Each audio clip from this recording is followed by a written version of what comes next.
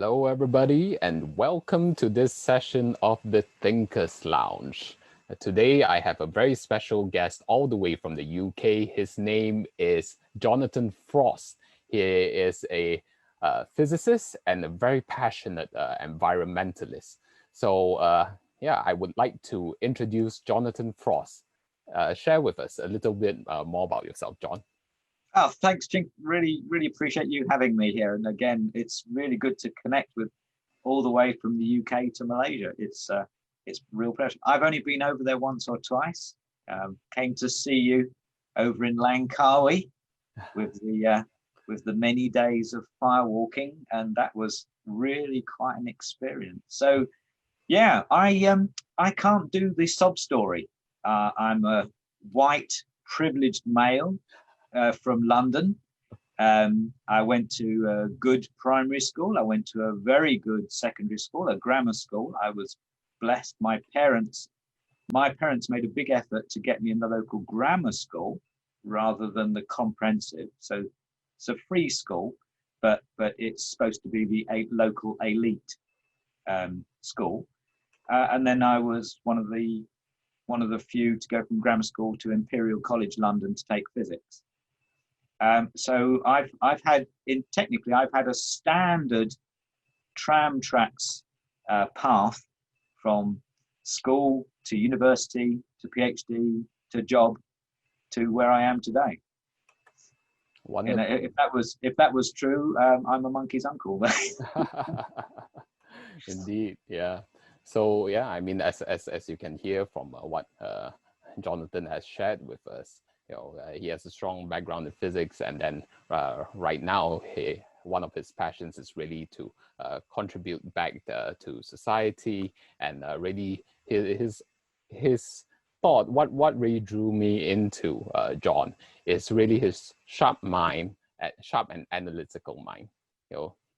His mind is very open to concepts and ideas, but he's also very practical in the sense where he analyzes things in a rational way, especially from his physics background, going through the scientific process, as they say, right?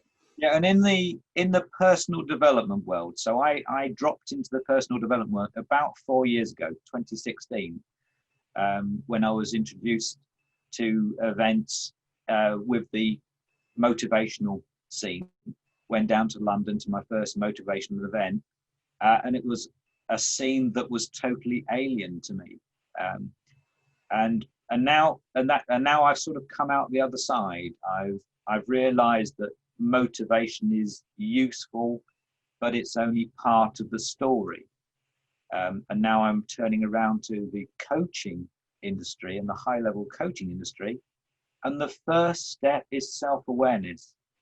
So I think Ching's right that I come from a very rational minded place, but my going to the personal development industry, I recognize the weak spot as the emotional and the human connection. So that's been an eye-opener, and now I'm working towards building my empathy skills and the listening and people skills, and you need them both. I talked to a lot of coaches, and they come from more of an emotional person-based background, and they do seem to struggle with the rational. And I'm the opposite extreme. I'm comfortable with the rational and less comfortable with emotional. And that's why, again, Ching and I are quite a yin and yang, as it were, opposite ends of the spectrum. That Ching is really has a really strong spiritual core, and I have a strong scientific core. Oh, great. Okay, thanks for sharing that with us. Yeah. So today we'll be discussing about Japan's recent plans to release their radioactive waste into the sea. We'll be talking about COVID-19 in the UK, the responses to it, and we'll be talking about critical thinking with an information overloaded world. So let's begin with what's happening in Japan right now. So it seems that in Japan, as Reuters has shared, that they are planning to release Fukushima's contaminated water into the sea. And basically, back in 2011, there was an earthquake and a tsunami which affected the nuclear power plant in Fukushima. And what Japan is planning to do right now is to release over 1 million tons of contaminated water into the sea. So what are your thoughts about that, John? Yeah, so again, this is where the coaching principles come in, because if we were counseling, we're looking back in the past and we'd say, well, how the heck did we get in this position in the first place? And saying, going back 10 and 20 years, why was the plant placed where it was, so close to the sea? Why did no one think about the risks there, or were the risks underestimated? And then if it had to be put so close to the sea, why was it so low lying? Because it was actually quite close to sea level. So why didn't they, if they knew that, why didn't they just make it a bit higher? And then it comes to 2011, if you knew you built the plant and you realize that it's quite low lying, then how did you manage to fail to protect the systems that are supposed to kick in case of emergency? Is there anything useful to be gained by going into the history of the engineering mistakes, or do we move from counseling to coaching and saying we are where we are, and now what do we do moving forward? We as in coaching, we acknowledge the mistakes that have been made, but we don't dwell on them. And again, so now nothing is clear cut, and also definitions need to be brought in. So releasing 1 million tons of contaminated water into the sea obviously sounds bad, but is there an alternative? Because my understanding is that once you've got that quantity of contaminated water, you're running out of alternatives. If I was reading about this, and if the radioactive component is the tritium, and the tritium is an isotope of hydrogen, so it is actually the water itself that's radioactive, and it's technically you can't separate out the tritium from the ordinary hydrogen. If that's true, then you can't, for example, evaporate off the good water from the bad. So I bounce back this argument to people now. I say, if you're not gonna release it into the sea, what's the alternative? Yep. So do you think with their suggestions of releasing this 1 million over tons of water in the sea, now, of course, when you look into more detail, it will be spread out across a certain period of time and ensuring that it's diluted so that it does not severely affect the ecosystem. So do you think that if there are any fears, it's a bit too blown out of proportion? Yeah, it's do the numbers. Obviously it's all bad, but if we're talking, I mean, engineering wise, it sounds like the best alternative is to pipe that water certainly offshore a bit, and then maybe as deep as possible to get the quickest dilution. Yeah, that's the sort of way forward. And then transparency of government and engineering companies involved, because I think one of the initial problems was that the power plant company itself and then the government was a bit economical with the actuality. They weren't being transparent about what was actually going on. And I think I think the most important thing in a sense is public confidence. Mm. So what would make me happier? Nothing would make me happy, but what would make me happier if I saw independent testing people going in, maybe an international group going in to monitor the spread of the radioactivity and its level. That's the first monitoring, and then the second level monitoring is to see what the effects are. Mm. And if that was published publicly, I would have a lot more confidence.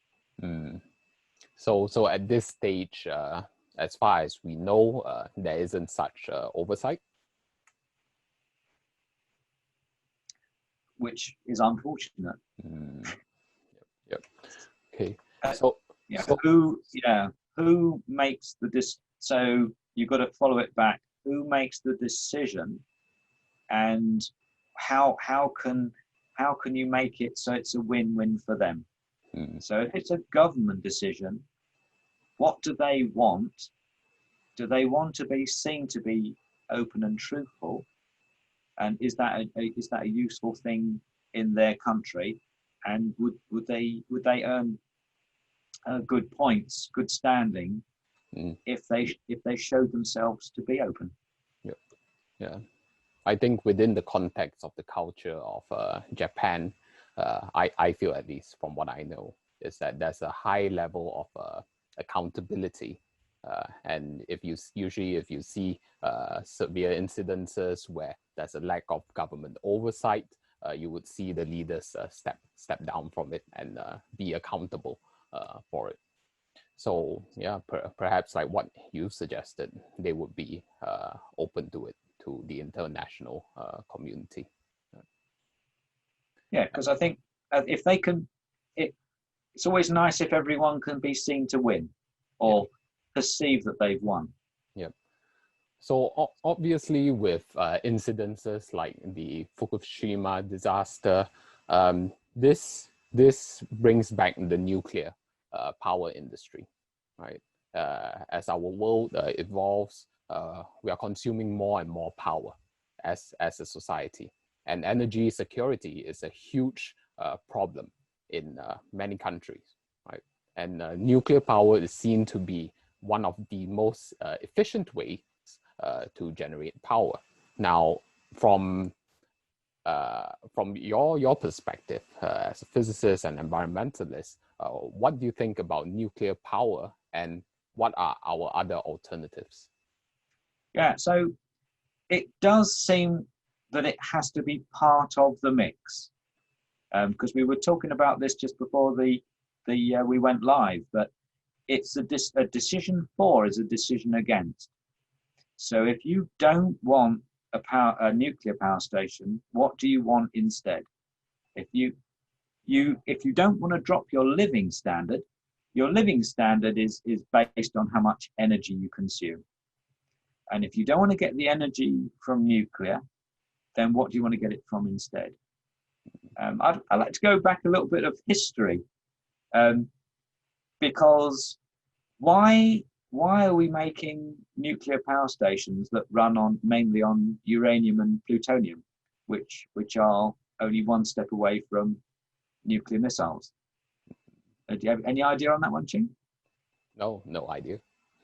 Okay, so when they first made the first few nuclear reactors, maybe in America and Britain, 1950, then there was a strong military involvement. And so they said, well, look, if we can only build one type of reactor, the military said, well, I think we need one which can make the bomb material as well. So it's that legacy from 1950 has persisted all the way through, that up until now, we mainly have nuclear reactors that use quite multi-purpose materials, uranium and plutonium, that can also be used for bombs. Now, I am led to believe, and there's a whole school of thought, that it may be possible to make reactors using thorium which is only one step away from uranium, but you can't make bombs out of it. And again, the devil is in the detail, but some people are very optimistic in this direction. India is doing quite a lot of research here, but the possibility of a thorium nuclear reactor potentially has massive safety advantages. So safety in that they can be designed so they can't melt down in the same way as Fukushima. It's all a bit techie, but the coolant could be liquid salt, and it's relatively straightforward to make those fail safe. So if the power drops, if there's an earthquake or the electricity fails, it can fail safe. That's one huge advantage. And the other advantage is that second one is that you can steal the thorium. You won't be able to make a bomb out of it. And the third possible massive advantage is that thorium is much more common than uranium. Now, if that's true, if those three statements are true, then I wonder why governments are not putting so much investment in it, apart from India. Interesting. Yeah. So from what you know, is the technology already there, or is it still in R&D? Yes, and my understanding is that they are demonstration reactors. And the problem is we don't have any time. So even if we said tomorrow we could do with 100 nuclear reactors, typically the nuclear reactor power stations in Britain might take 7 to 10 years to come online. Now, I'm not sure we've got 7 to 10 years to get our act together.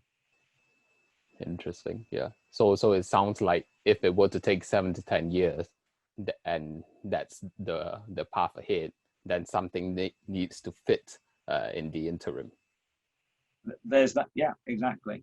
And another alternative is talking about modular nuclear power systems.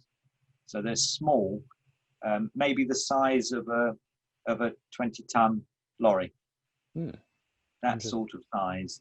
And then that again has many potential advantages. So you can have them in the middle of nowhere. So you don't need such a well-developed infrastructure for the power lines, electric cables going everywhere. They could be made in a factory rather than built on site. So that means your quality control could be much higher. And so that's another direction. And obviously, because they're smaller, you can make those much quicker on the 1 year timescale. Oh, that's nice. And the technology I think is fairly well developed, because my understanding is that's roughly how your nuclear ship would work. Oh, that's the nuclear subs, right? Yeah. So nuclear subs and things like aircraft carriers, which have got more space, they can have really quite large nuclear reactors in, and they seem to have worked quite well. Then what about nuclear fission then? Where does that? So those are all nuclear fission. Uranium and plutonium, that's all nuclear fission. And the alternative in a perfect world would be nuclear fusion. That's where we combine a couple of hydrogens together to make helium. So that's how the sun works roughly. But I'm 58 years old now, and nuclear fusion has been about 40 years away for the last 40 years, and it's still about 40 years away. So I love the technology. I love the tokamak reactors, DIDCOT, and the Joint European Torus. These are all amazing technical feats, but if I was putting money on it, then I wouldn't. So if I had £100 to invest in power stations, I'd put the one in nuclear fusion and £99 in everything else. So I go with more with, you know, Carl Sagan and Isaac Asimov. Every civilization will eventually be solar powered. So if you were to say, okay, what kind of percentage energy mix would you say would be ideal for you, other than maybe 100% solar powered, like what you suggested? Yeah. So again, we'll make a distinction between what I'd like to see and what I suspect will end up. Then I suspect we'll have to have. It's pretty tricky to put the numbers on. That's a very good question, but I suspect it'll end up on. And again, what time scale? 5, 10, or 20-year time scale? Which would you fancy? What bet would you like? Yeah, I would like to say the next 10 years. 10 in 10 years time, I suspect nuclear maybe up at 30%. Solar and wind combined, I would like to see 40, 50%. That's what I'd like to see. Then things like tidal have not got capacity to go much bigger. Geothermal again hasn't really got the capacity to go much. We need as much as we can, but there's not so many places. And then the tricky one is the oil replacement for vehicles. So obviously at the moment there's lots of talk about electric vehicles, but that's not doing so well, for example, for ships. So nearly impossible for aeroplanes, and then ships. Sorry, or, you know, for big container vessels, that's quite tricky on electric. Just big problems there. So somehow we need to get a source of oil replacement for some vehicles, and at the moment that's done through quite a lot of it's through ethanol, and that is a waste of time, energy, and money in most places. So in the United States, it's about 1 barrel of oil used to make 1 barrel of ethanol.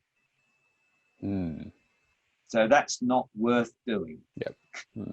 So this is going off stray a bit, but I would like to see the 10, 20, 30% oil replacement from bio, but not with the present technology. The biofuels have to come from genuine waste organic material. At the moment, we're using food and good quality wood to make fuel, and that's ethically questionable, and at the moment doesn't seem to be energy efficient either. So in terms of renewables right now, in terms of solar and wind and maybe even tidal, is the bottleneck still in terms of battery capacity technology? So my understanding is that the bottleneck right now is just making solar panels and wind turbines quick enough.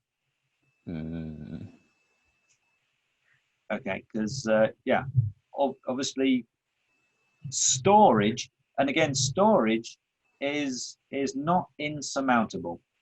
So batteries are nice, but I'm a bit old school, and the lower tech that the energy storage can be, the more reliable it's going to be. Hmm. So the energy storage systems that work really well at the moment, so that's hydro. So you fill up a dam with water during the day and let it run down at night if you were storing solar power. Okay, and then the other equivalent that I really like are things to do with gravity. Gravity is very reliable. Hmm. So there are systems where you have a great big concrete block on a piece of wire, and you raise and lower it down a mine shaft. Hmm. So running back a dynamo and motor. And again, this is really important, but I've got to let the cat in. All right. Leo the cat demands attention. Yep. So yeah, right, raising and lowering concrete weight down a mine shaft. That is really well tried and tested technology, and it's quite efficient. You're up in the 90% efficiency. Hmm. And the other one I really like, because I've always liked railways, is the electric train with a string of very heavy trucks. And again, the electric train drives up the hill, Mm-hmm. and that's using up the electricity. And then you let it roll down again, and that turns it back from gravitational potential energy back into electricity. Interesting. So that's the type of storage that again could be put into place tomorrow.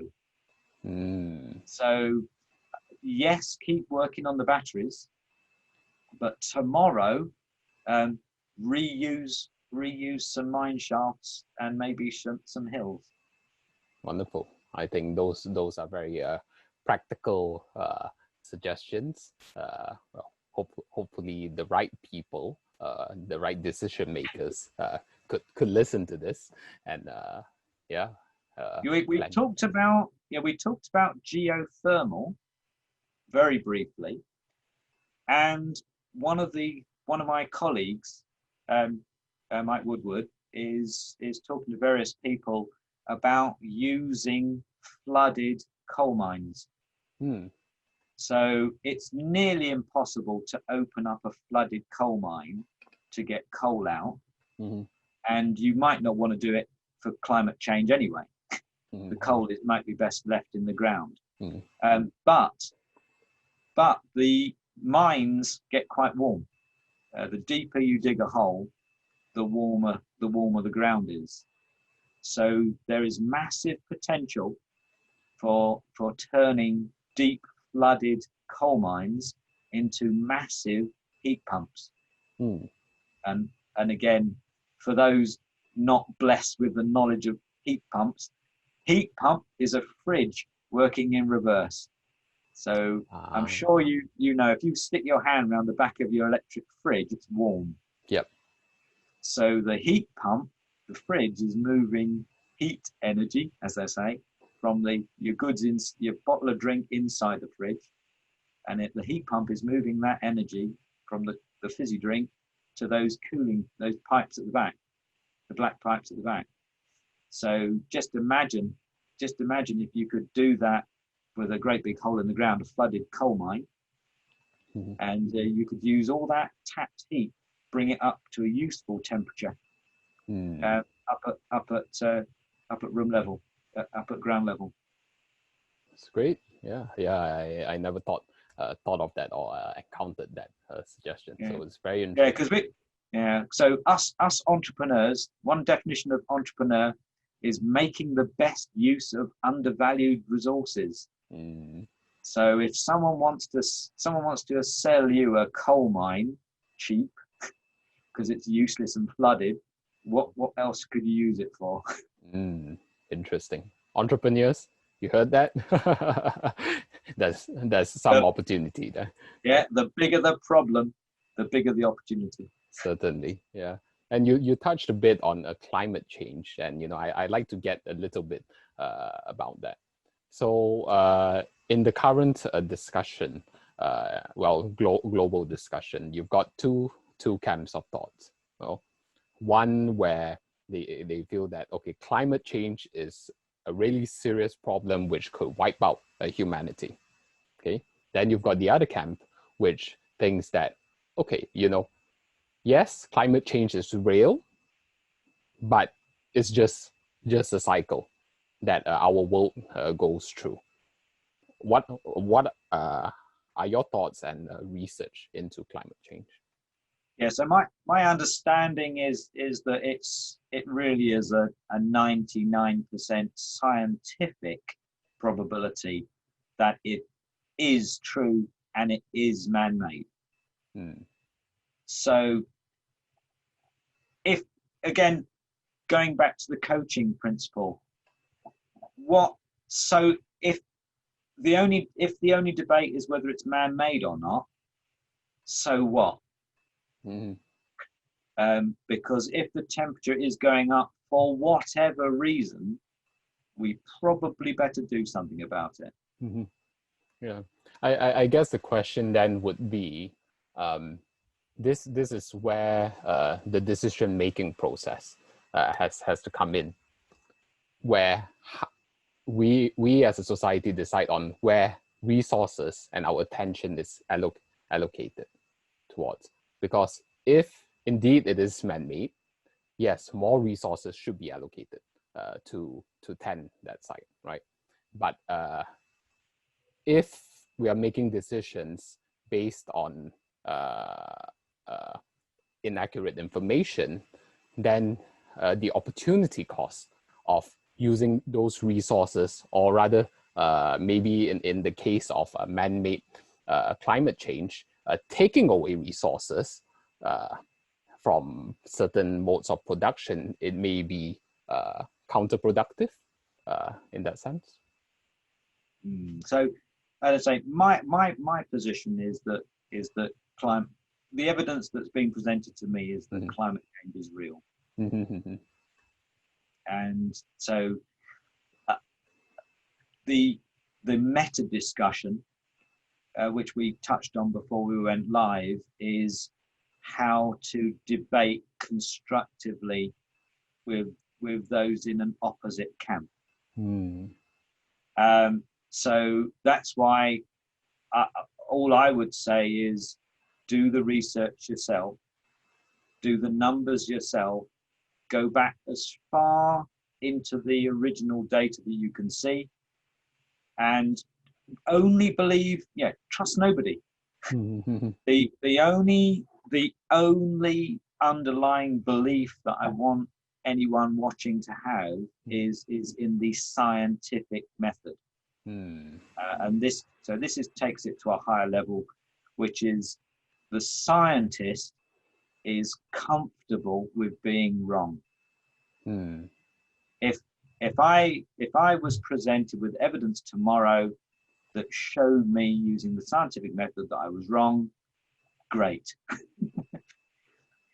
So that's good. And that's totally different. That's totally different from maybe a political perspective, where the outcome is not necessarily seeking the truth, but is maybe seeking a different purpose. Might be staying in power, or keeping the population quiet, or maintaining standard of living.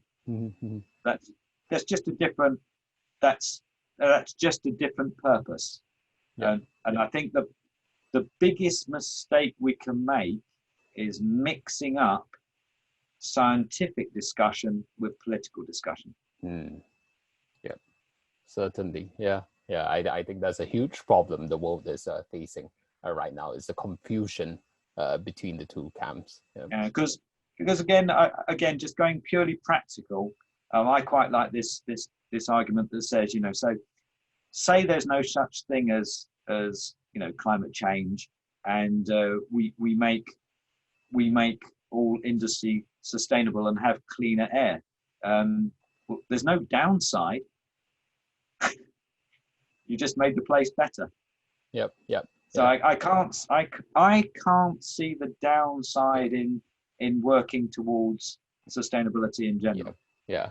I think working towards it is certainly good. And I think the argument that usually people have against it would be, if you were to switch it overnight, shut down industries, you've got a segment of the population, industries that's displaced, and yes, there will be societal chaos. Exactly, and that's why it's quite interesting. I was having a look at the. It's easy to get these statistics in America, but I was looking at the United States Department of Labor top expanding businesses and jobs, and that we going back to what we said earlier, it's got to be win-win.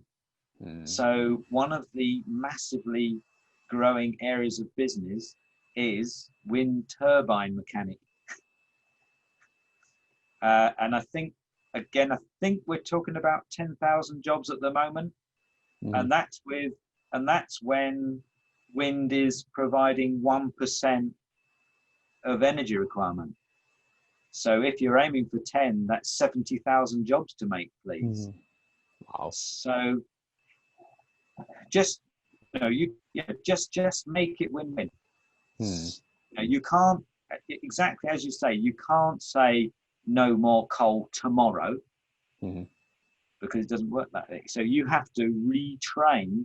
You have to retrain every coal-related worker into a sustainable energy production worker. Yep.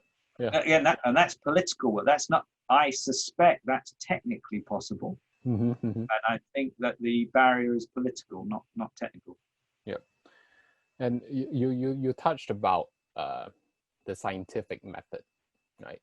And then I feel that there is also a crisis within scientific institutions in terms of the peer review system. I don't know if you're aware about the issues within it. So because it seems to me, from what I know, that within the peer review system, the incentives are skewed towards supporting the established status quo rather than being able to constructively find the truth, essentially. Yeah, I suspect that this is COVID related.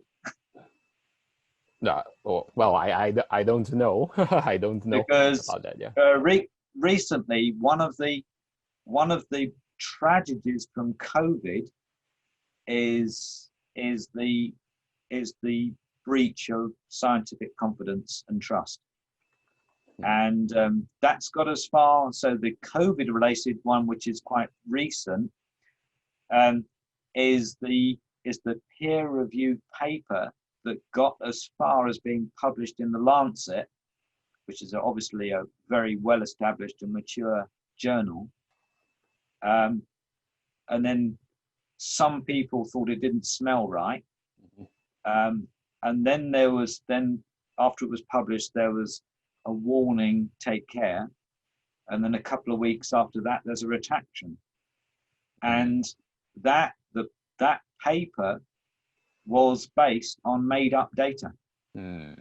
Now, the bit that concerns the tragic part is I saw some of the original data that was presented with the paper, and I could see it was made up.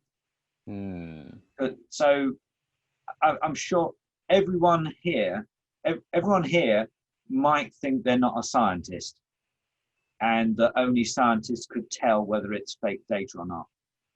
But what jumped out to my eyes, we had two sample populations, as we call them. So that's two groups of people in two countries,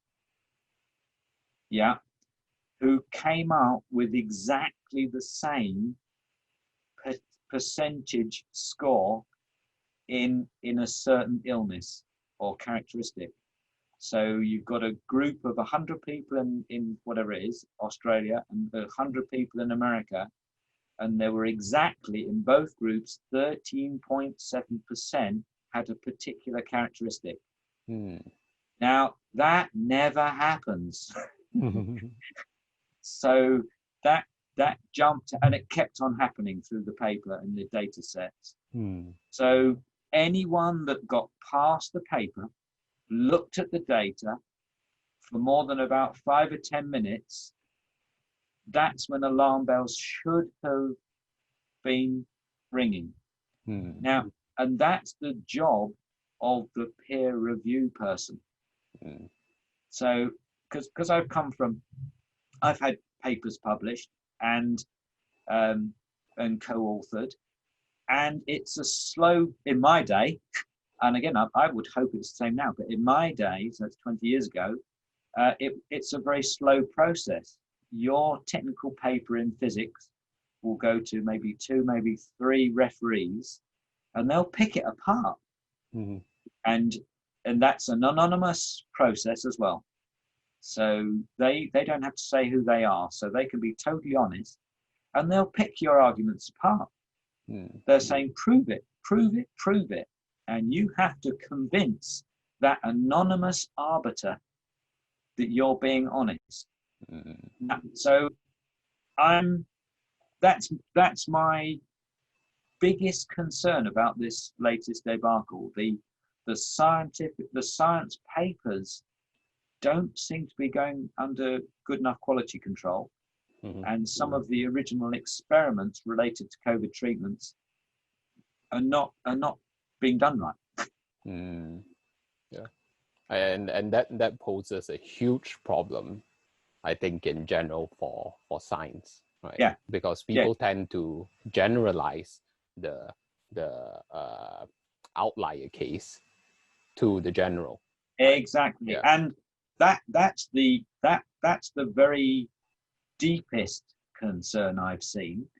And then obviously the more shallow and obvious concern is all the governments that use weasel words like we are following scientific advice, when they're not.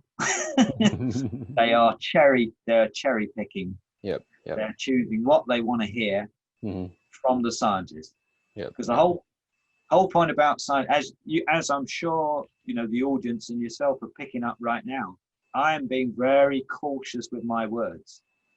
And a scientist, when they've got their scientist hat on, will be very, very cautious and seek to be very understanding of the critic's position. Yep. And also in the way, when you have your science hat on and analytical perspective on, you speak in probabilities, not in certainties. There are no certainties. Yeah. There are no certainties in science. Yep. Yeah. And I guess that's the lesson that our entire society is learning through this COVID process. Because one of the fortunate things is that we are learning how to analyze data as they come as a society. That is under the assumption that we keep our own biases at bay and not get pulled or at the very least recognize our own biases. Yeah. We can't get rid of anyone that says they get rid of their biases is lying. Yeah. But you just have to recognize they're there. Just take a step back. Yeah. So since we are already talking about COVID, how is the current situation in the UK, and what do you think about the current response from the government and just as a citizen in the UK right now? Yeah. So yeah, I'm a physicist. I'm not a medical doctor. I don't do medical. Yep. But I can objectively look at evidence. And objectively, I think it can be said that the UK government has acted poorly, shall we say. They were late, and they have not followed genuine scientific guidance. So just taking it to a different level, it's not rocket science. So if we look at Taiwan 10 years ago, issues with SARS. So horrible similar epidemic to COVID, with many tens, maybe hundreds of deaths back 10 years ago. But the good news is when COVID came to Taiwan, they had a plan in place. So everyone wears a mask, a public advertising campaign saying, please wear a mask. This is why. And obviously an efficient testing campaign. Now, so this is why I'm saying it's not rocket science. If you know someone has experienced an issue before, have learned from it, and know what to do, it's probably, in the first instance, best to just copy them. Yeah. So a lot of time and energy could have been saved by just opening your eyes, look around the world. Who's got the experience? Who should I copy? Yep. No pride. That's right. So if you take pride out of the equation, and if you don't have to have a world-beating homemade track and trace system, and you just ask who's got the best one, let's see if we can buy it. Then yeah. So UK a massive issue with not really using scientific method, and similar it appears in the United States. Yep. And my understanding is that the top four, which have acted in a pretty much similar fashion, there's Taiwan, Malaysia, South Korea, New Zealand. Basically, they've acted. All of those have got very small numbers of deaths related, and they've all been pretty tight on masking, testing, contact tracing, and lockdown at the beginning.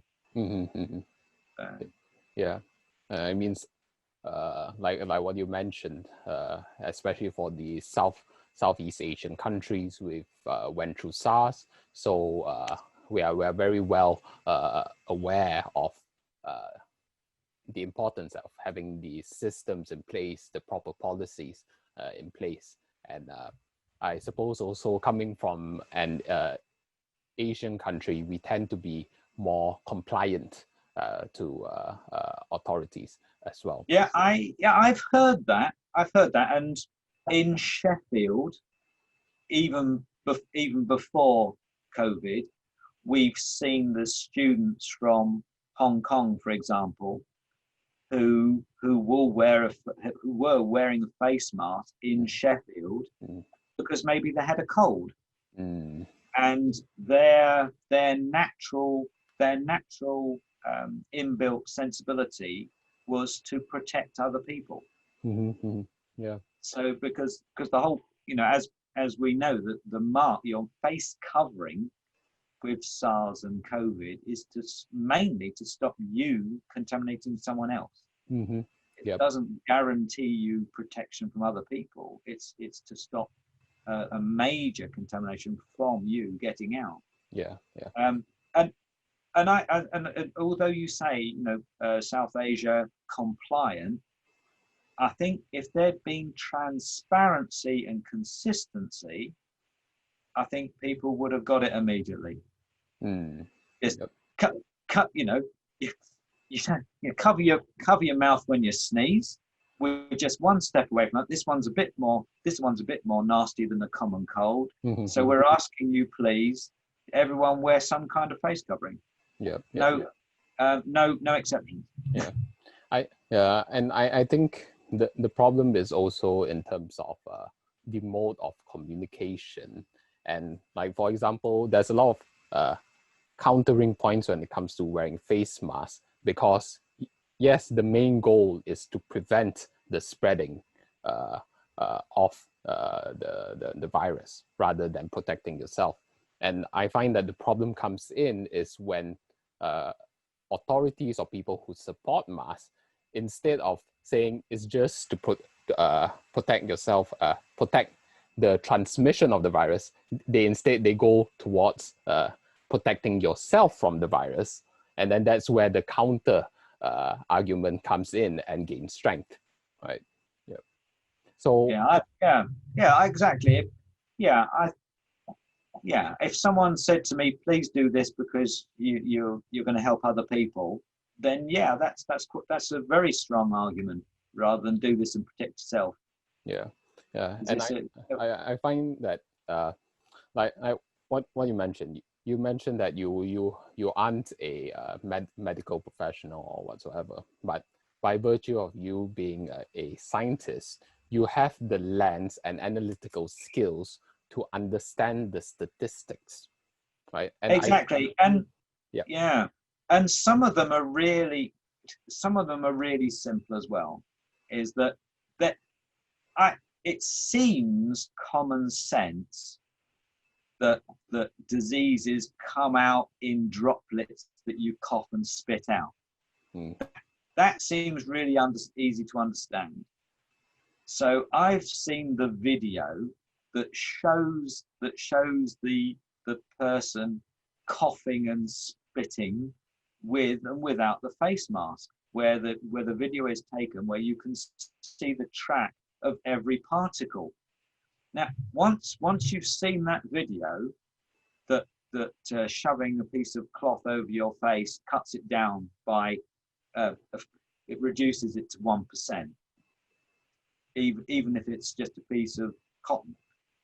Yeah, if you've seen that, from then on, I can't see how you could not wear a face covering if you had any doubts. Yeah. So yeah, let's get into more about statistics, right? What are the most important statistics to look at when it comes to COVID? Because I find that there are a lot of people who just focuses on the nominal value rather than per million basis or per hundreds of thousands. Yeah, there's lots of little catches out there. So you're absolutely right. Right at the beginning, people were focusing on number of deaths per country, and they weren't normalizing it. They weren't taking into account the population. That's even in general public, the politicians are saying this now in deaths per 100,000. But there's many levels of complication. Like so people are talking about a second wave now. Okay, but there's a statistical problem underlying that.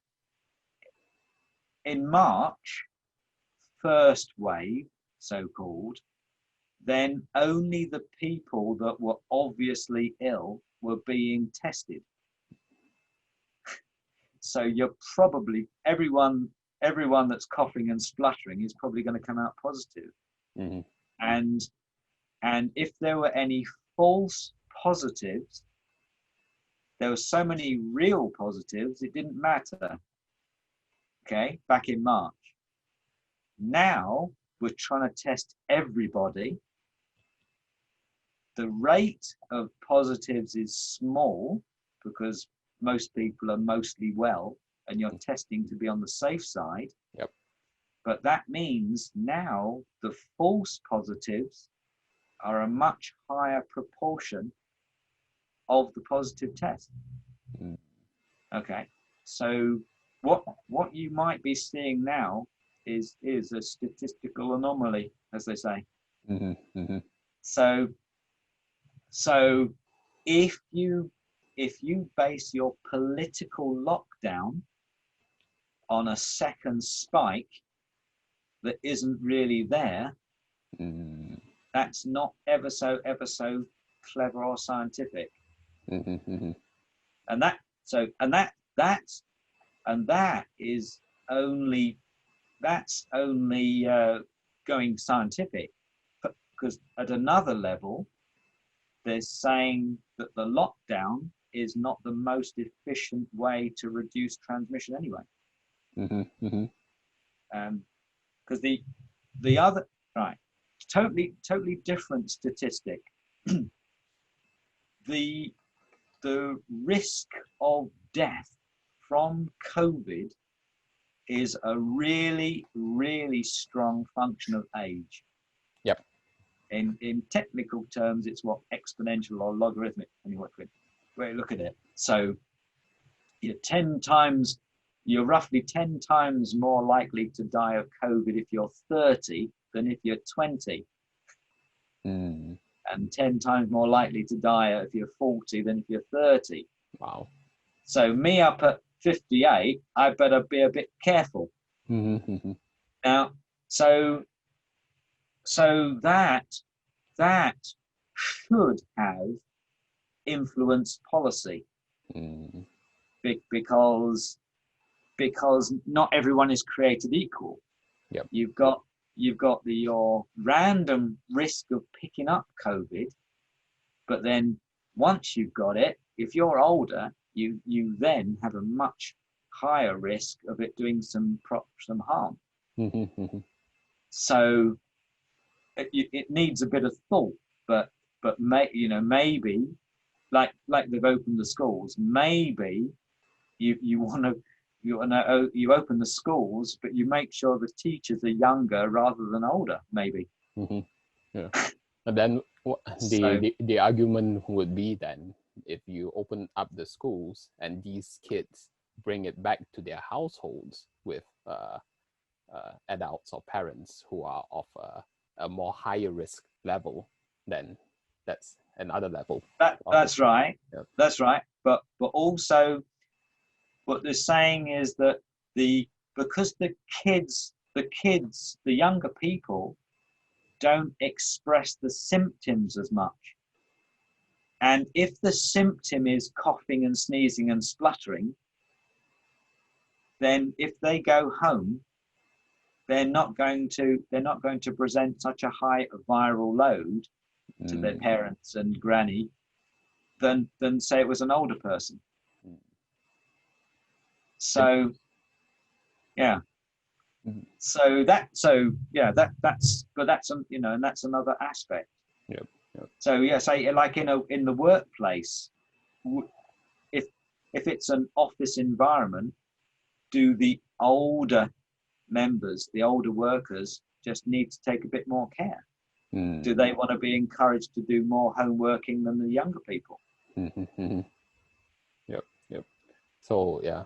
So it's a matter of being able to balance those kind of policies rather than the blanket policy. Because I think it's now well established that staying at home has a risk associated to it as well. Mm-hmm. So you might not die of COVID, but then you might suffer badly from mental health or from poverty, malnutrition, because you haven't been able to earn any money. Mm-hmm. Yep. So and nothing I is think, without risk. Yeah. And I think there's also a bit of would I say a fog of war, or rather, in terms of there's no clarity in terms of the statistics of that as well, working from home. But I think if we look at what the Economist publishes, instead of looking at the deaths per million or whatsoever, they look at the weekly excess death rate. Exactly. I was going to say exactly the same thing. If you look at the overall deaths per month, from last year and compare it to this year, then the difference is your overall impact. Absolutely. Yeah. And it takes account. Obviously there's going to be less road accidents because there's less driving. Yeah. So So I mean, these are the kinds of statistical skills, or rather the perspectives, that I feel that normal people would not really consider or look at. Because I mean, if we are honest, right, we've got so many things to do in our lives, and we've got only so much mental energy and space. right? So yeah, so I mean, it's also one of my goals to on this platform to just share these kinds of insights where people like yourselves have already done the research, done the thinking, and then you just present it. And at the same time, not to say, oh, just take it blindly, but something for you to reflect. But there are, but there are, and I think you're absolutely right. Some of the statistics, like the false positive argument, is quite tricky. And like my missus is a math teacher and a statistician, and she and I don't quite agree on it. And we're supposed to be relative experts. Yeah. So general public hasn't got a chance with that. But I compare that to the other idea, for example, of shutting all the pubs at one particular time. So common sense seems to suggest, I think the general public would understand that if you close every pub at the same time, there'll be a high density of people on the pavements seeking transport in a high density pulse. So I beg to suggest that I say even the general public could see that is not flattening the curve. Interesting. Yeah. Again, I'll answer you that one back. If you were in charge and you wanted to decrease intense population density, would you enforce a strict closing time? I think in general, yes. I think the logic behind it would be more of I would need to look at the numbers, really, yeah, to really make it informed. Because the argument, in Britain there used to be a closing time for pubs, and they said we're going to take away the closing time for pubs because that will reduce the severity of or the risk of fighting and brawls at closing time because you spread it out. And now, so that argument already passed government before, but now it's not for this occasion. Yeah. So then you get the genuine cognitive dissonance. You're genuinely contradicting yourself. Yeah. Because what we here in Malaysia have done is in terms of outright entertainment outlets, clubs, and the sorts, they are not allowed to operate outright, right? So they just went the other direction. But in terms of F&B places, we do have a strict closing time. I believe it's like at 10 p.m. Or so. Yeah. Because I think that's an interesting perspective, right? Because in Malaysia, we are not as heavily reliant on public transport, right? We all usually have our own vehicles to go about. So it's interesting seeing the different dynamics and societal context within that. Good. So yeah, I mean, so in general, if you were a policymaker, right, what would you change and what would you keep, knowing what you know at this stage? Yeah, so in general, if I just say copy Taiwan, basically. Whatever they're doing, do it. And then maybe make small changes to that. Obviously, everyone wear a mask. Again, it's so, in some respect, it's a bit late now, but because the message has been so confused. Yeah.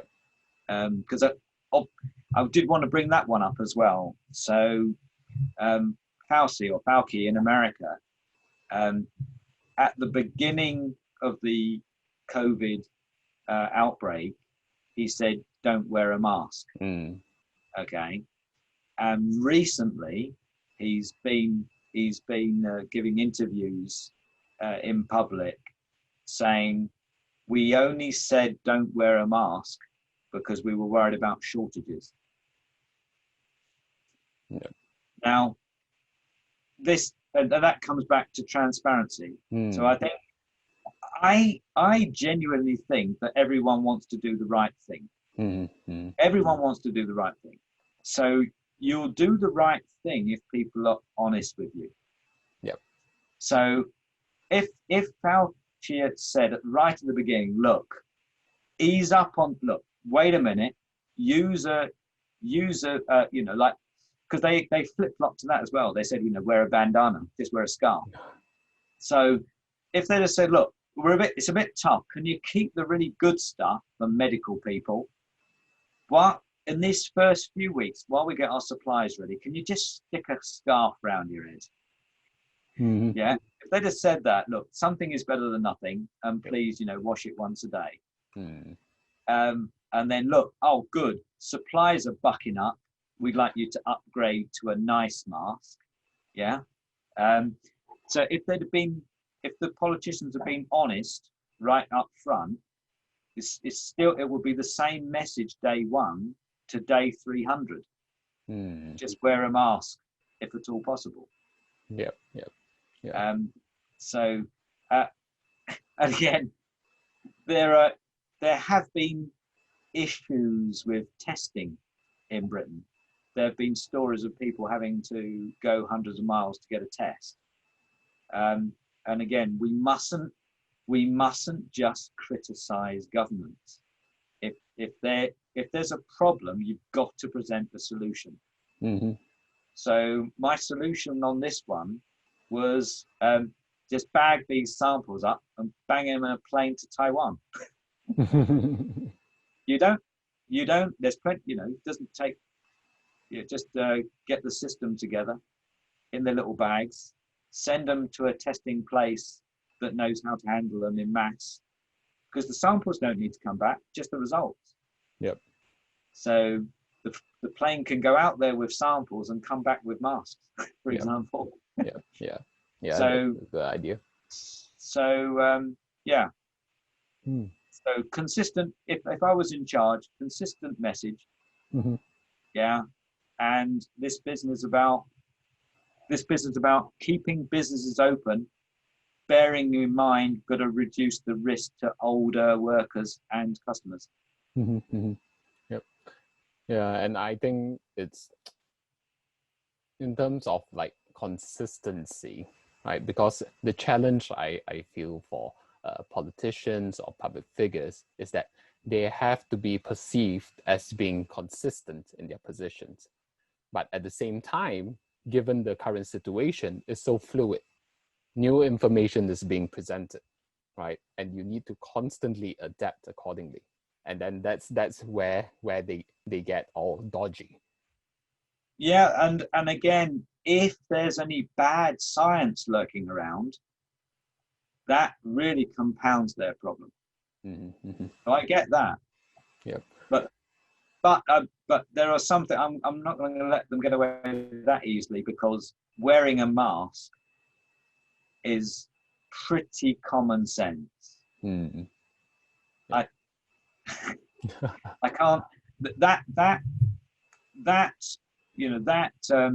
recommendation has not really changed from day one from the solid scientists. Yep. So then let's talk about, given all of the massive amounts of information, be it in COVID or just any topic in general right now in our world today, right? We're essentially filled with information overload. What kinds of frameworks do you recommend people to have to really sift through all of this information and to maintain a critical mind? And again, I think this is really, really hot topic, because the bit that's true is that we all suffer from information overload. So there's these levels there's these levels of perception. So there's data right at the bottom. So these are just random facts.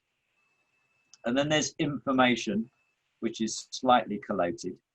Yeah. Then there's knowledge, which is beginning to interpret the information. Then there's expertise, which is using the best knowledge. And then there's wisdom, which is looking down on all those different layers. So we do need to be wise in that we need, as what I say is, don't believe a word I say. Yeah. What is my motivation? What everything I say, is there a bit of bias? Am I anti-government or something? So is there a bit of bias in there? Am I pro-scientific method? Well, yeah, and I'm fairly open on that. But yeah, everyone can use the scientific method at some level, because you wouldn't normally stick your hand into a fire twice. So we all use the scientific method from a very early age. Yeah. Yep. If you poke the cat, it will bite you. Don't poke the cat. So you've come up with a hypothesis. I'm having fun and poking the cat will be fun. I poke the cat, the experiment. The cat bites me. Result. Hypothesis denied. Rejected. Yep. So it's built in. And we were talking again earlier. An underlying principle: follow the money.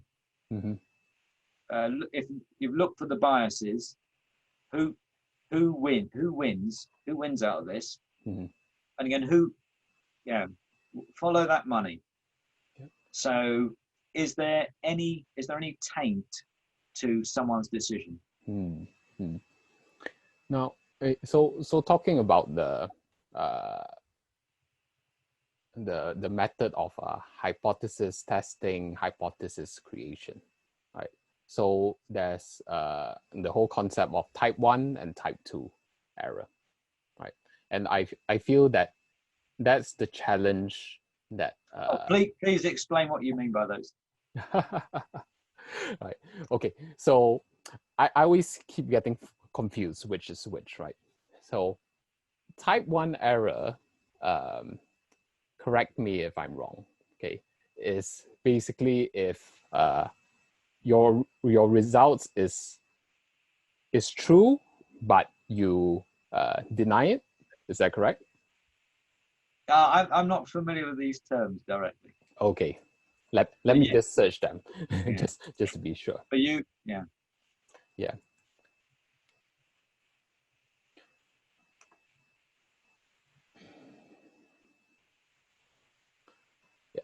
So type 1 error is the rejection of a true null hypothesis, also known as a false positive, right? So for example, an innocent person is convicted, right? And type 2 error is the non-rejection of a false null hypothesis, also known as a false negative finding or conclusion. A guilty person is not convicted, right? So I find that that's the problem that our world is facing in right now. The ability to be able to discern the truth and giving weightage to it. So I'm going to slightly disagree with you. Is that it's even more fundamental at the moment.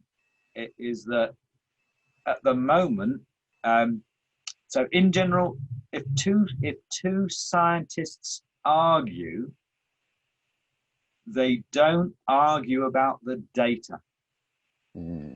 Yeah. So if what some people would call the facts. So something that has been demonstrated by experiment, in a good solid experiment, I would normally call a fact. Mm-hmm. And two scientists of different opinions may well agree on, or should usually agree on the fact. Mm-hmm. So this experiment happened. Yep. So we gave these rats, 100 rats, this toxin, and 50 of them died in an hour. Mm-hmm. That's just a fact. They can both disagree. Both the scientists will agree on that. Then the scope for disagreement is on interpretation. Yep. So the cause, so the cause, was it because the toxin was genuinely toxic, or the questioning, did half of the rats have an underlying condition that wasn't taken into account? Mm-hmm. Yeah. So it was a fair test. Yep. Yep. So at the moment, I suspect is that there's a flood of bad data. So there's a flood of bad experiments, so that the actual facts are not really solid. The foundation isn't very good, and that's got to be got under control. So the general public has to understand how to make a fair experiment before getting on to the next level, which is what is the cause, what's the reason behind the result. Yep. And I think, like, with what you mentioned, from data to info, from info to knowledge, from knowledge to wisdom, at every single stage there's a possibility of error or mistakes, right? And I think there are challenges at every stage. And I think what you pointed out is very important. Another good rule, which is very powerful. I think it's maybe from Carl Sagan again, but it's extraordinary claims require extraordinary evidence. So the recent one, last few years, was that there was an experiment that suggested that neutrinos were going faster than the speed of light. Okay, and that's an extraordinary claim. Yep. So the extraordinary evidence was looked at, and then published. And one group of scientists says, "Look, please, this help me out. Where's this is an extraordinary claim. Help me out here." And then, with a detailed look, they find that there is a genuine error, a genuine timing error. And that's the scientific method. And it has to be open, transparent, repeatable. Yeah. And so the general public, anyone watching this, can look at anything anyone says and say, why are they saying it? What's the evidence? What's the underlying experiment under that evidence? And have they done it more than once? Yeah. And I think, like, when it comes to the scientific method or the scientific community, the question is, are the proper incentives in place to ensure that they maintain their professional integrity? Or are they beholden upon grants, for example, or needing to produce a certain result? Yeah, that's a very interesting concept, because it's said that your academic progress will be determined by the number of published papers. And the other underlying assumption is that usually a positive result is more likely to be published than a negative result. So if I found that this drug had no effect, that's not going to be published. If Mm. this drug had an effect, it's going to be published because Yeah. it appears more newsworthy. Yeah. Yeah. And So, I feel that I think what you previously mentioned in the previous conversation is that there is a lack of uh, empowered scientific communicators, right? It's one thing to have the evidence, the truth or the facts, but it's a whole other thing to communicate it effectively in a way which hooks people's attention, especially in the world where we live in, where everything is trying to grab our attention. yeah. And But on that matter, I'd certainly recommend everyone watch and listen to Brian Cox and the Infinite Monkey Cage, mm, which is a panel discussion with scientists and artists and comedians. Obviously, Brian Cox is just probably our best science communicator at the moment. mm, And what came up recently in the discussion there is that in the olden days, so that which puts me in it, the a scientist would be very resistant to express an opinion. mm, That because and that's my position right now, and I'm only just coming out of it.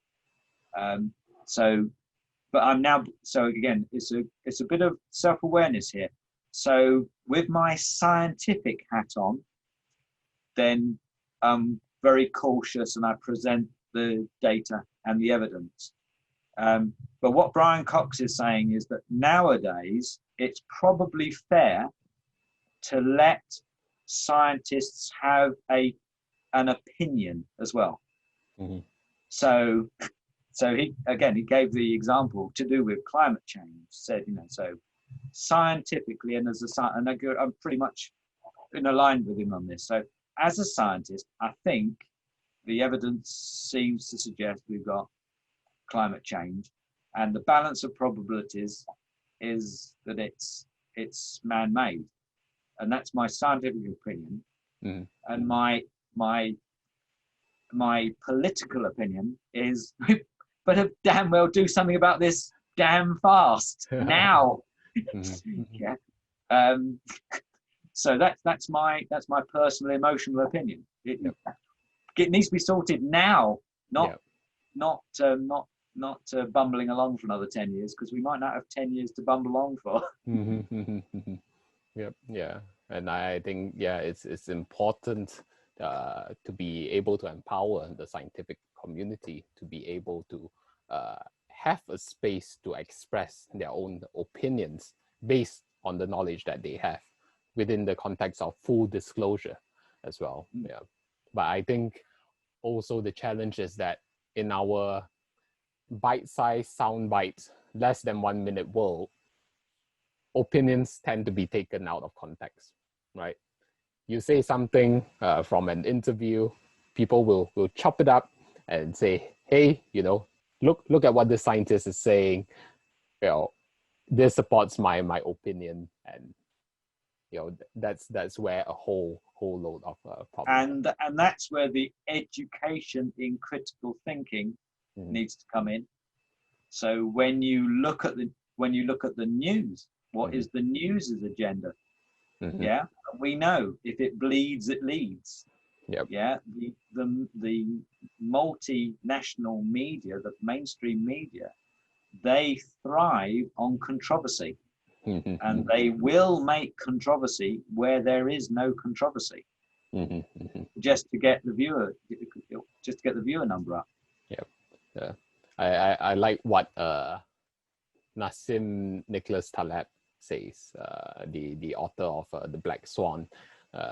He says that if you want to see how mature a society is politically, just look at the headlines of their papers.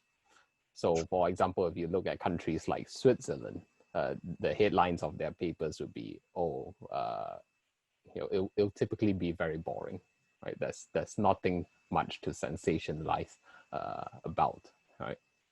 Everybody's happy.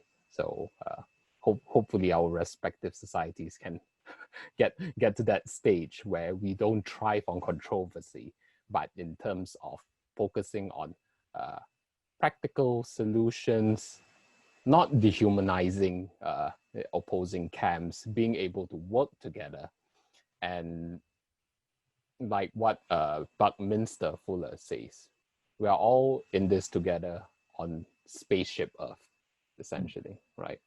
And I think going back to what you mentioned about how why is it that uranium is being used for nuclear reactors, is that if you look throughout history, the biggest technological advances in our world has typically been in the areas of military, because so much money, as Buckminster Fuller would say, is put towards killing rather than living. Right? Now, what if we could create a world where we channel those resources towards living? Right? And even on that topic, how many people are aware of how much money is spent by the military? Mm. And again, obviously, the United States is the easiest one to get statistics for. Yep. But a substantial amount of the GDP is spent on the military. Yeah. And they again, have a huge problem on accounting for their money as well. Yeah. And who was it? Was it Jack Ma that just said, if they'd spent, the reason why America will fail is because they could have spent all this stuff on useful stuff instead. Yeah. So yeah. So you also mentioned that you have interest in terms of following the money, right? Economic systems. Yeah, let's go down that rabbit hole for a bit, right? Oh, just briefly, yeah. So you can see the numbers. Everyone here can go online and look at this. Again, it's easier to get the statistics in America, but you can see the proportion of the wealth that it accrues to the top 1%, top 10%, and the bottom 9%. And basically, there was the greatest equality. There was the greatest equality in wealth just after the Second World War. I think, and then it improved. It improves till about 1960, 70, and then since 1970, I think the inequality has increased. So the top 1% is getting a higher and higher proportion of all wealth and GDP. And with the current money printing cycle, again, it's easy to get the numbers in the States. With the current money printing in the States, because of financial reasons, the people closest to the printers, money printers, gain the most. So that's gone, most of that money has gone straight to stocks and shares. And to basically to the billionaires, and not much cash has gone to, as they say, Main Street rather than Wall Street. Now, that's, what is it?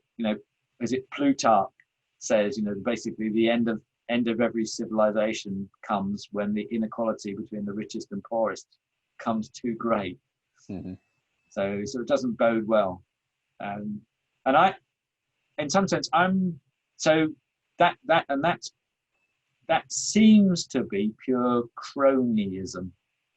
So if you're in power, you make the rules, and then if it's in your interest to make the rules to make you richer, that's probably going to be the rule that you make.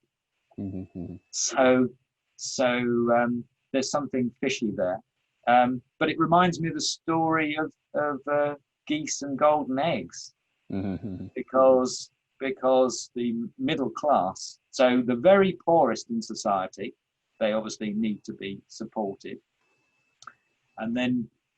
but don't contribute in terms of tax, or maybe even GDP. And then the billionaires, they're not they are usually gaining in money from money. They're not producing wealth. So they're not producing stuff. Because as I keep saying, there's only what 4 forms of real wealth. So you either dig it out of the ground, you grow it, yeah, you make something, or you have some kind of intellectual property, some kind of design. And everything else is a parasite on, everyone else is a parasite on society, broadly. You're not creating wealth. So these billionaires are not, they're not digging anything out of the ground. They're not growing anything. They're actually using money to make money. So the people that create wealth are those workers in the middle, the entrepreneurs, the workers, the factory workers, yeah, the farmers in the middle. And I think that the billionaires have got to be a little bit careful, because if they overtax that middle class, there is no wealth. There may be money, but it's printed fiat trust money. Yep. But no, there's nothing substantial to go with it. So what do you think is the alternative around fiat right now? Because if we were to look at why fiat was created, is to be able to ensure that the exchange of value is made easier, right? But then back then it was also pegged to the gold standard. Whereas right now, the printing press is essentially free to go all out. So what do you think is the way forward? So I don't quite understand. The difference between whatever it is, credit money and sort of full fiat money or something. I barely understand fractional reserve banking. That's just a bit beyond where I understand. But I do understand that looking to history, every time you print money for the sake of printing money, it doesn't end well. Yep. So Germany, 1920s, 1930s, one ounce of gold goes from a couple of 100 Deutschmarks to a trillion Deutschmarks in a couple of years. The value of the gold hasn't changed, but the value of a Deutschmark has been reduced by a factor of 1 trillion. Yep. So everything went a bit funny. There's a website on this one. What happened in 1971? Interesting. Basically, 1971 is when America left the gold standard under President Nixon, and that's really when money printing and inflation really went to the sky's the limit. So I seem to remember that you're a Bitcoin fan. Yep. Yes. And I'm a gold bug. Yep. So I can't see the disadvantage in having currencies that are tied back to a physical scarce resource. Anything that stops a government, especially a government of a reserve currency, for being able to print, again, that's not my expertise, but printing money doesn't seem like a very clever thing to do. Yep. Certainly, yeah. So that's where like the teachings of Robert Kiyosaki or Rich Dad comes in, right? Where they say, this is the problem of this system. This is how the system is being played and gamed, right? And they recommend you to play with the system.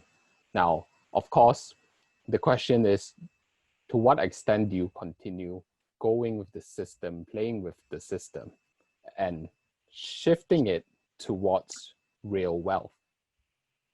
So there's a few things there. So if it was me, I would rather be holding some real wealth, whether it be land, gold, wood, iron, oil.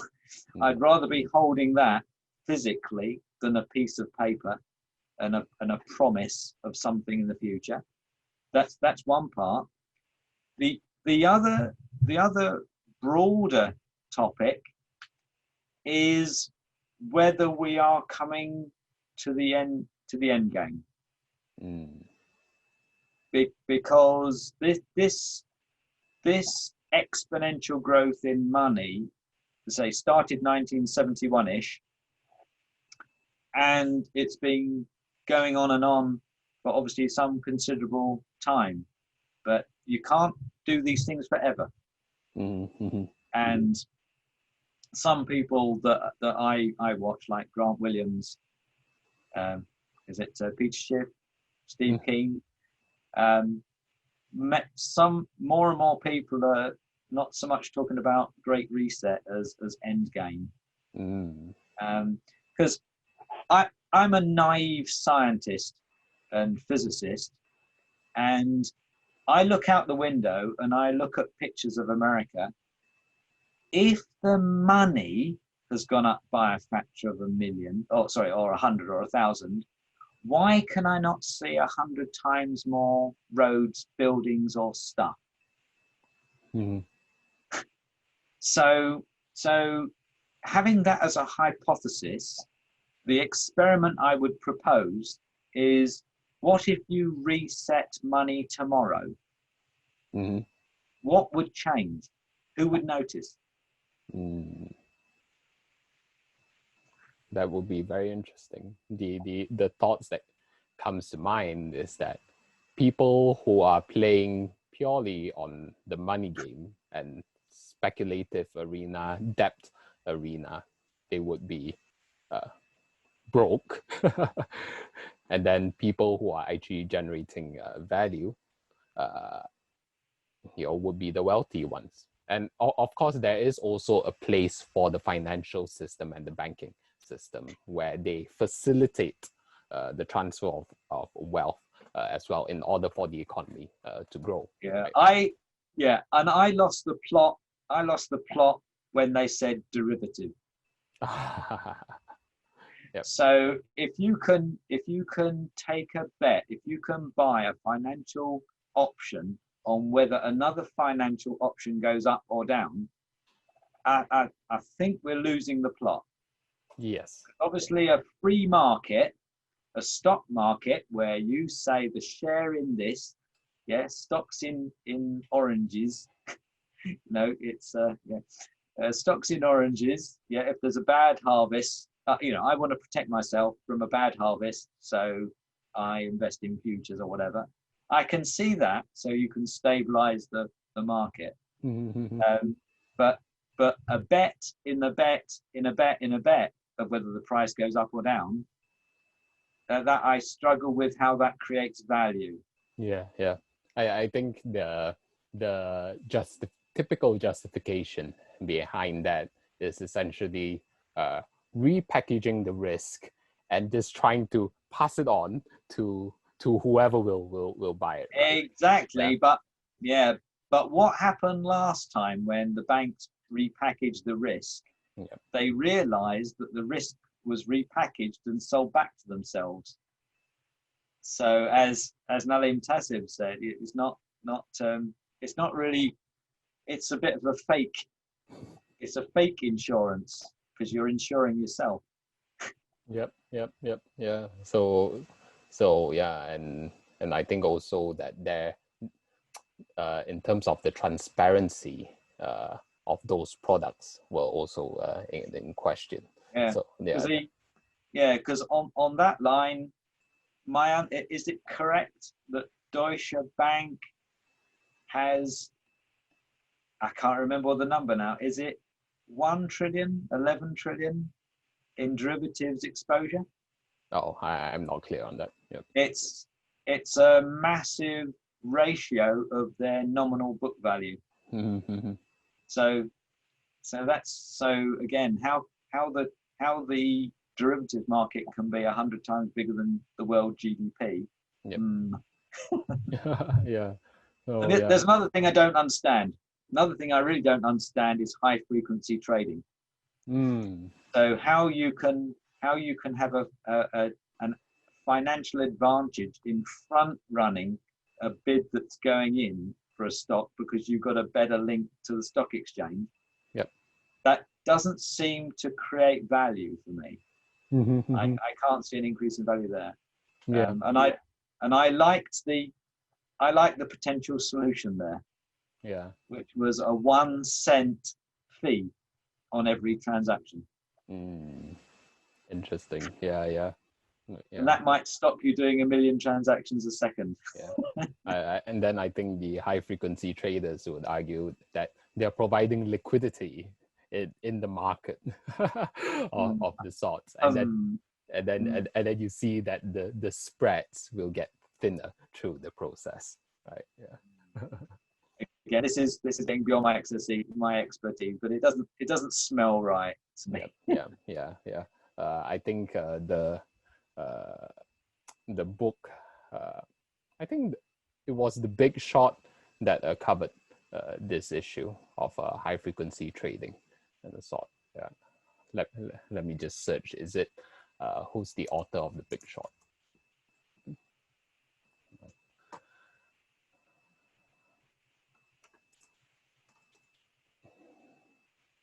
Yeah. So yeah, Michael Lewis covers very good.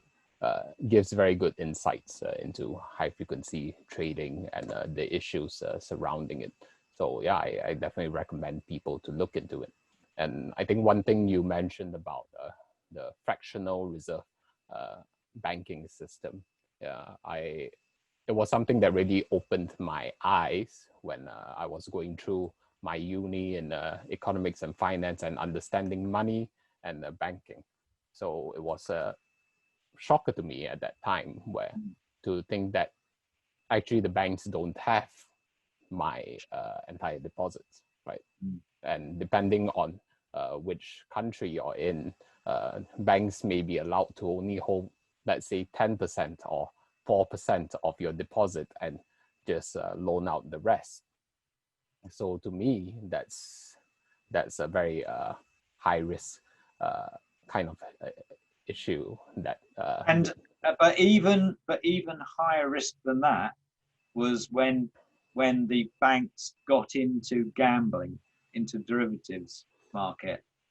So the big trouble seemed to be when the domestic bank and the commercial banks mixed, and that seemed to be a sensible thing to do to separate those.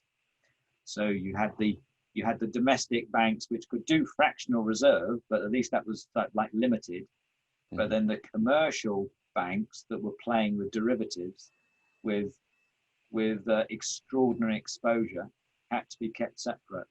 yeah, So, yeah. I think Michael Lewis talks about it where that was one of the key problems where these big banks were supposed to have this firewall between their two departments, but obviously with the kind of incentive structures in place, those so-called firewalls yeah. are going to be worked around. Yeah. So yeah, so I mean we've covered a lot of topics today. Given what we've talked about in terms of critical thinking, the environment, the economic system, building wealth for ourselves, what are your final thoughts and advice for our listeners in moving forward in the world that we live in? How do you lead a better life, Yeah, essentially? exactly, and which is what I've been thinking about sort of all the time now. And I think keys include community.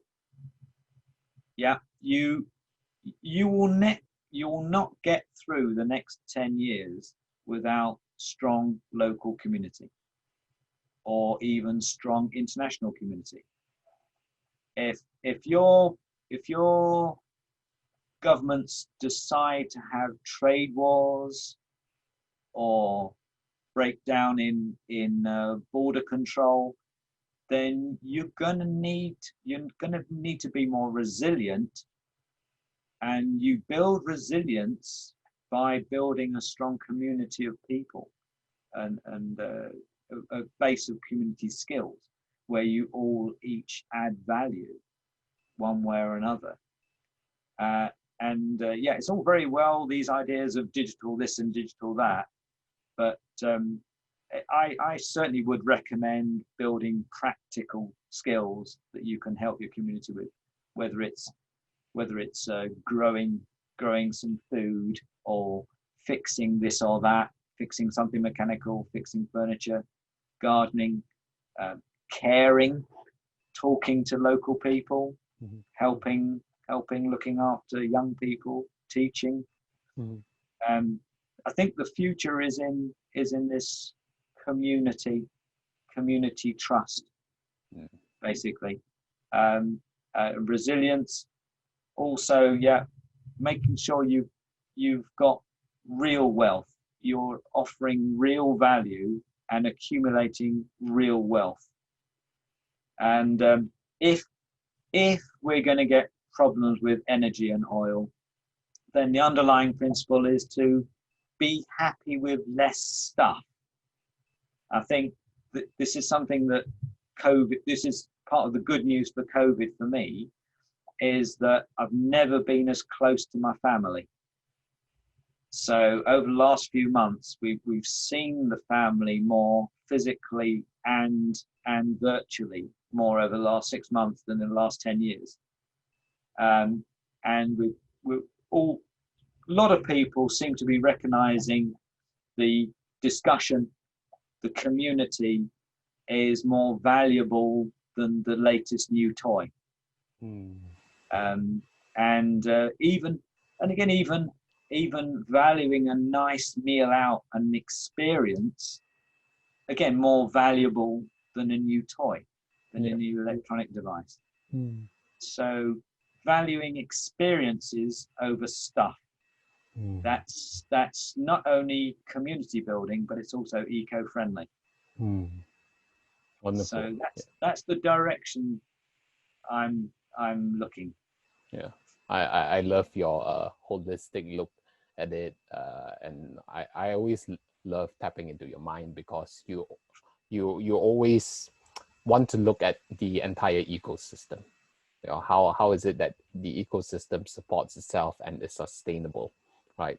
And And yeah, yep. and any on a bigger scale, any solution that we propose has to work for everybody. Mm. So in some parts of the world, there are people that think they can prep, they can be preppers, Mm. that they can get guns and gold and hide in the mountains. Mm. So that's sort of fine, but not everyone in the world can do that. Therefore, I'm writing that solution out. Yeah, yeah, Because not everyone can have a farm in the middle of nowhere. yeah, There's not enough space. yeah. It's Yeah, back to community. We need to support each other. yeah. I think with what you shared about community, it really shows that with the current COVID situation, the disruption of supply chains, it really shows the importance of community. You know, for the past few decades, the world has been embracing globalism. All right, we are looking for value externally rather than creating value internally. So there's a lot of self-reflection on what individual countries, individual communities have to do to be self-sustaining, right? It is only right now we realize how fragile and dependent we are on certain countries, right? And the creation of value from there. And I think like what you mentioned about being able to reflect upon as a society on what's really important, the experiences in our lives. And I feel that that also plays back to the problem with the monetary system, is because with so much money being pumped into the system, so much debt, it creates a skewed perspective of wealth in our lives, but in actual fact, we are running on credit, right? We are just borrowing from an unsustainable future, living lifestyles that's unsustainable, focusing so much on more externally that we lose sight of what's important internally and around us. So with that, thank you very much, John, for the wonderful insight and discussion. It's been a real pleasure. We must do it again. A Yeah. real pleasure. Thanks, Ting. Yeah, certainly. Yeah, and I would certainly love to have you on board next time for another session. And guys, for those of you who are listening into this, share with us your thoughts in the comment section, because we are a community of thinkers here. We would love to hear your thoughts, and it would be of great service to us to share and spread this message. Follow and like the Thinkers Lounge, and do look up Jonathan Frost. He has a lot of value to share. Do follow his page as well, and whatever he's doing, sign up for his newsletters. He has very interesting stories to share. And with that, thank you very much. We'll see you next time on the next Thinkers Lounge. Goodbye for now.